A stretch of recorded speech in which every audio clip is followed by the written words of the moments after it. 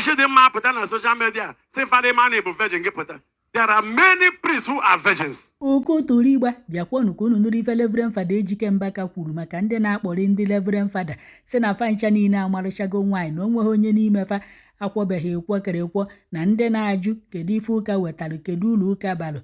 Ọ gakwuo n'ihu wee sị na ọ bụrụ na ịmaghị uru ụka bara na go bịakwa ka ọ kọwara ife ọ kọkwara ebe a ka nkụ maka nya bụ tebụl o gbudisichakwara ọkpa ya niile ya bụ ife abụrụkwa obere ife.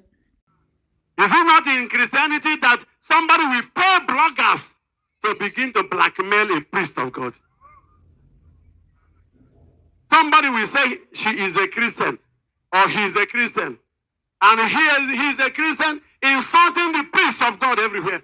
Insulting the reverend sisters everywhere. Blackmailing reverend sisters. Do you know what they sacrifice not to marry? In a time, marriage is becoming a madness for the unmarried.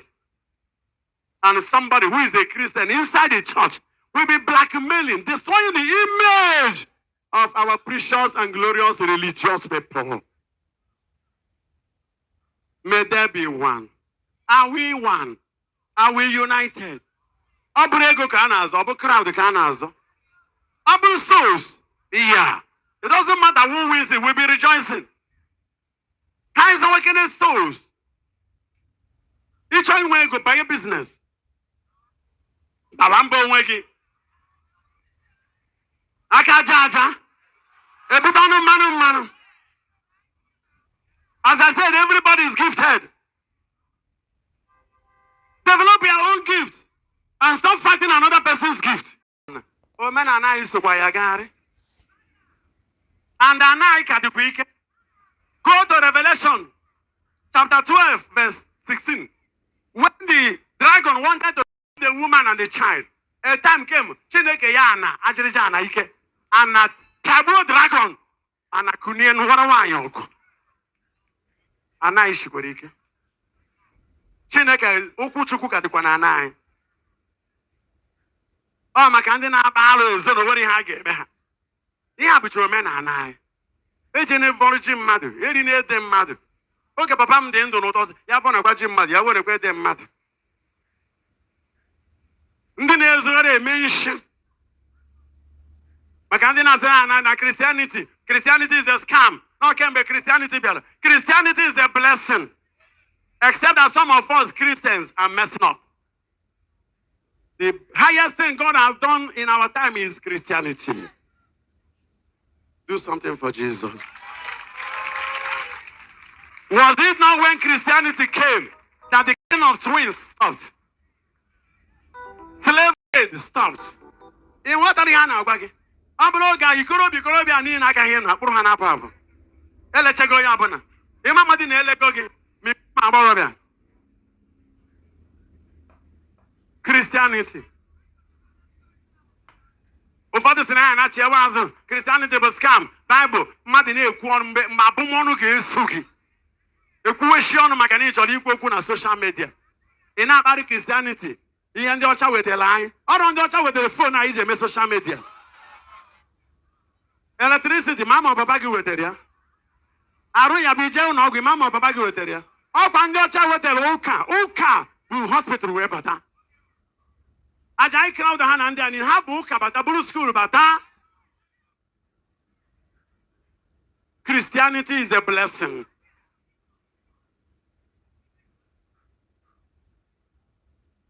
Is that Mahatma Gandhi said, I love Christ, but I hate Christians.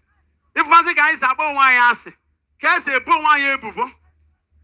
Upon a traditional religion in the days past, Madagano, area deep in Naga Alusi. Man, who Maka Gan on a social media, get an apparent the father. Now, apparent the father. Now, apparent the father. And now, apparent the father. A priest of God.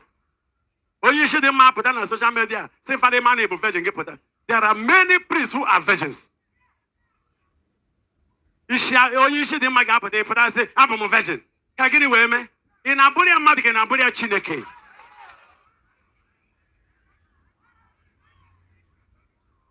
I love Catholic priesthood.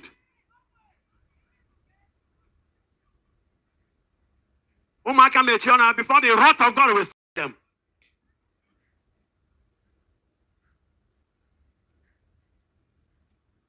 ịma na ewere nwata kwuru ọnụ ọ sị na ya ekwu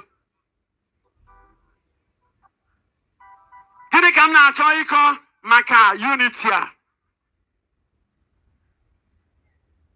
Ụmụaka sị na ha anawazia back to traditional religion na ụka emesịrị ha up. Kedu ụka mesịrị gị up? Ọ bụ nke m nọ na-ego sị na ya were ego na ọ bụrụ ihe ụka na-eme na ya na-alụ tipa nsị na egodo ya ka na-ekwu tipa. Ọ bụ na onye ahụ so mmadụ ewere ndị nọ n'ụka wee chekwara industries na ụka wekwe multi-millionaires and billionaires, mana onye Chukwu gọziri ekwesịghị ịtụ ọnụ. Chukwu gọzie mmadụ ibe gị. Ayeyeyeyo. Gịnị ka ị were ị na-etulu ọnụ? One ka ị were? Nwa obere nsogbu shishi ama mfọzikwa gị n'aka. Onye ka ha ji bidogo onye ji n'ụwa eme ọnụ ụwa dị omimi. Onye ji n'ụwa ya isi uwe shika. Asị m onye ji n'ụwa eme ọnụ ụwa dị omimi. Maka ụfọdụ ọ dịrị mma tata ka ọ ga-adịrị njọ echi. Onye ji n'ụwa eme ọnụ ụwa dị omimi. Otu ya dịdebe otu a. Ọ bụ na ị were nnukwu ego ahụ nkụtụ ndị mmadụ nkewe ya ha maka ị marakwa mbọsị a ga-asị gị pens up down. Ego atọ na bank, ego atọ na project ahịhịa dochie ebe ahụ. Ihe niile dị n'ụwa ga-agafe, so okwu Chineke ga-adịgide.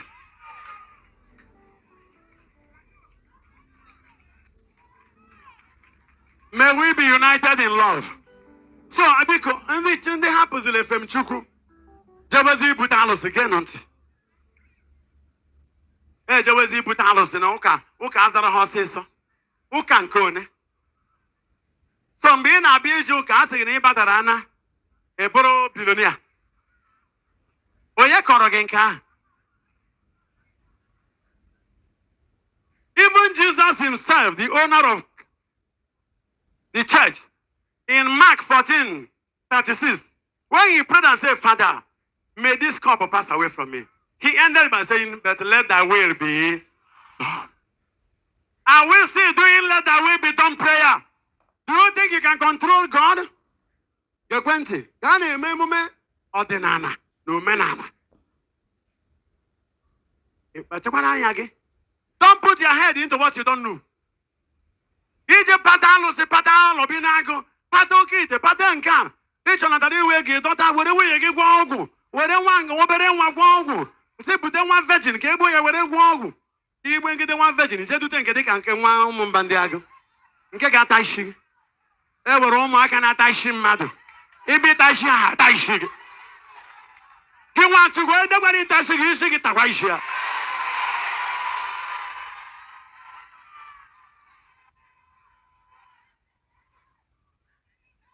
A na-ekwu maka unity. Ọ bụrụ unity in evil. Ịbanyezie klọb na-agba ndụ ka a ga-esi na-egbu mmadụ, ka a ga-esi nwa bụrụ ndị ọgịrịga, ndị na-apa white Mercedes. A na-apụ n'ọgba mara na ndị dike abata. Afọ dike bịa n'ike. Ha abatago.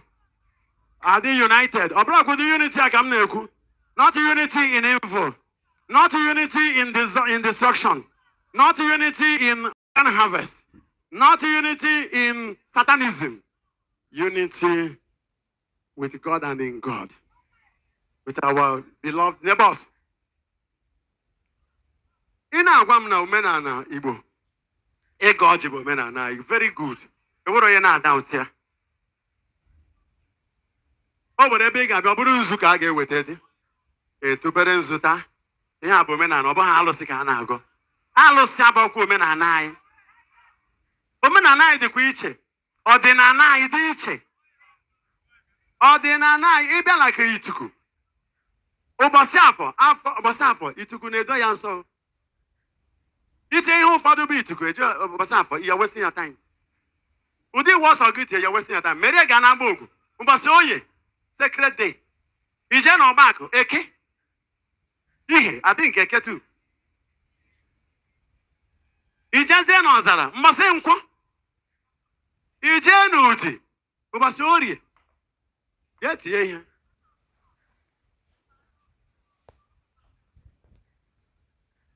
O wee ndị ga-abata na be ha like na mba ogugu. Udene. Nwụọ na farm gị, ị ga-akwa ya o. Mana ọsọ gị bịa daa bit ka onye mara ihe ụmụaka ajọ ọsụsụ ego ọkụ. O kwere obodo ude a ga-afụ ude na ahụcha ya ka ọ gazi. Ata ya ata. Ịbịa n'ihe ọgbụrụgbụ, ndị ihe na-achụ ọgbụrụgbụ agwa na-akpa ya ka esu. O nwere agwọ dị na be ha. Agba ọgbụrụgbụ. A na-akwa na-achụ na-etu ya afa. Mana ya bụ ọgbụrụgbụ ya ji aba ogu. Ya gafee ihe ahụ. Ọ gafeteghe na ụmụ onye. Obituary. Ụmụaka were ezuo ike ọrụ ha jere. Ayeyeyeye. Ịbịa n'Itukuba anyị ofu obodo. Ọdịbendị na ụmụ okoro azụ dị na ọfịa be ha anaghị eri ya. Mana ọfịa ahụ mmiri a na-asọrọ sọbata na mvụ na ụmụ oyiba na ụmụ owu. Azụ ọbụla hapụrụ ọfịa. Nnukwu azụ na-adịcha ya, nobody touches it. Big fishes. Mana ndị chọrọ ịta ya bịa ha na-atụgharị ya nri. Ha ga-atụghagidere nri. O wee gafete na mvụ na. Ọ bụla ekene dịrị Chukwu.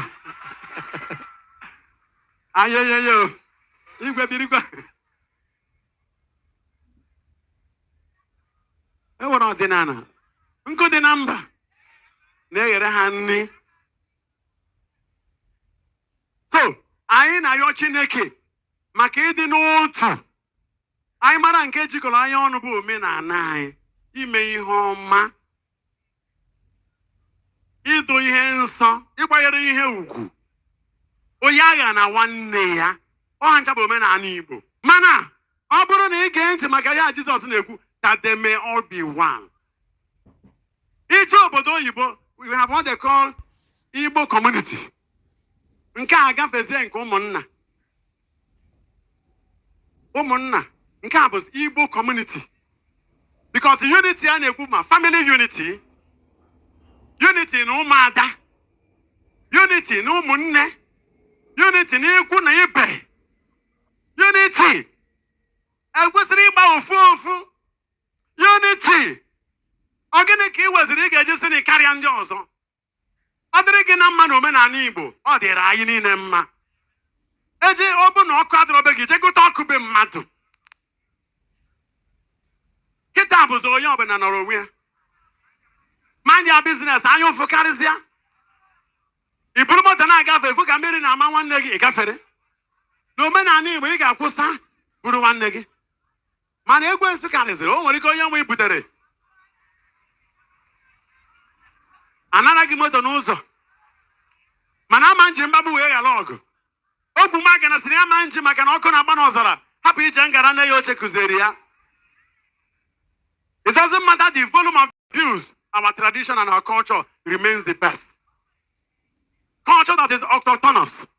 And we enter into the level of culture and inculturation. Ịmara ihe ọbụla dị ihe ọjọọ dị n'omenala ewepụ ya. Nke ahụ dị mma dị n'omenala ewepụta ya n'ụka. Anyị ama ntụfu nwatakịrị na detị dị ya n'arụ. Asa nwata arụ awụfuo mmiri detị.